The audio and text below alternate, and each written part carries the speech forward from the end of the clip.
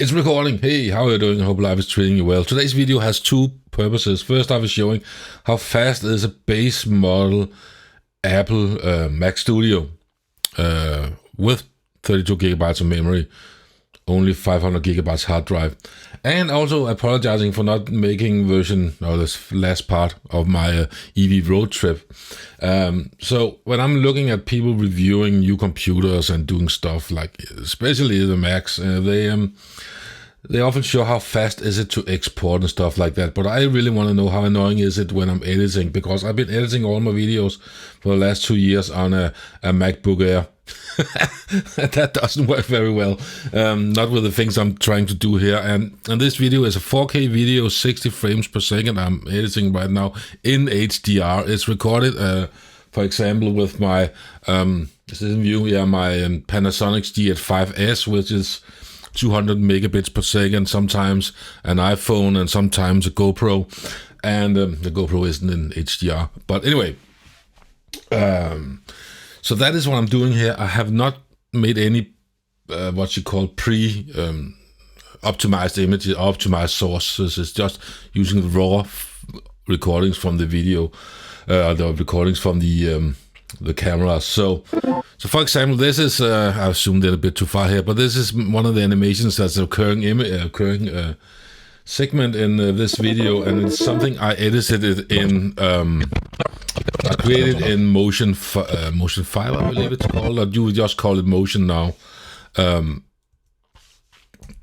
Anyway, let me show that, because that is 3000 by 6000, so it's more than a 4K image. And what I have here is actually a compound clip where I have the whole animation, a happy little face with me that I have animated in Motion 5, and on top of that I have 1, 2, 3, 4, and it's going to be a fifth, again another compound clip, 60 frames per second, HDR, 4K, right? So this is how I make these animations. I could have made all of this in Motion 5, but I got used to do it like this. So what you see here is the big image, and what if I take one of these compound clips, for example, and I hope it will be able to do this even though I am using and recording and I have my camera on and I have OBS running.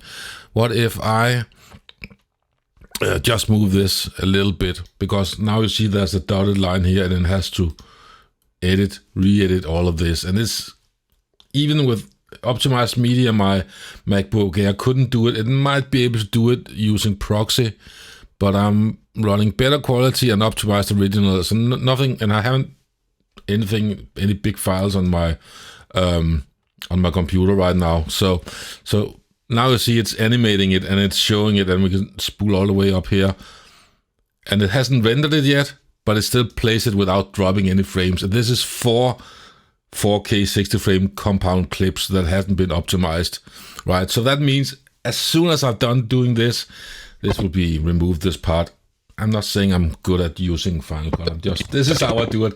I can get started down here and make the intro. Let me just mute that music. Right, so this will be sort of the intro. I don't know exactly how long it's going to be yet. I haven't recorded the voiceover. I have written the script. But as you can see, some of the parts here is it hasn't rendered yet because of the it's out of view. Anyway, I'm sitting in the way. Sorry. Anyway, it doesn't matter. The point still stands. So I can keep doing these things and change things without having to stop all the time. And I find that it's really, really useful, because I couldn't do that before. And I'm even running it on a Samsung T7 drive, USB 3. So it's not even full speed. The if you look here, it's sort of working, but it could be more busy, and you can see OBS is taking 85%, so that must be almost one core, right? I don't know if you can see it, if it's too small. But the deal is, with this one, I can actually sit and just edit, and I don't have to worry about going out and taking too many coffee breaks, because things are getting slower and slower, and I can just continue make small changes, and it will keep working. Yeah, and this is the first time I tried to record fireworks, 4th of July at Lake Como in the HDR. I think I'm going to upload it as a separate to YouTube so I can look at it myself on my HDR TV through YouTube. I didn't know it was going to happen, so I wasn't at all prepared for doing that. And you can see my waveforms here. Yeah, I'll speak for myself slowly. Anyway, this is just a small example, and I'm really impressed right now. And now I was thinking, yeah, maybe I should get a new computer to do this. And so I got the cheapest Mac Studio, and they're probably going to release a new one in a few months. Who knows? That's what Apple does always, isn't it? But that does not matter, because this is plenty for me. I can sit here comfortably and just edit, and I don't even have to prepare for it or sit and wait.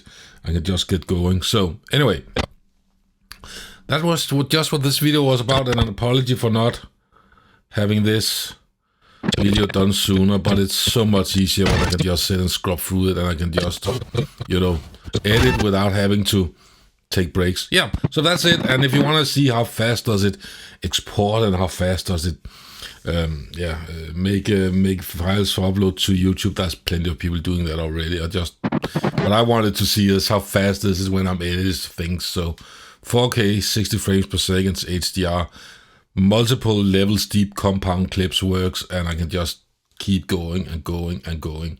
And I think that is really, really awesome. So that's it. And I'll continue, and I'll finish this video. So it's so much more fun when I don't have to wait for the computer, and it doesn't stutter and do all kinds of crap all the time. So I hope the spring is treating you well. See you soon. And this was just a bit odd video, but I just wanted to make it, so I made it. Cheers.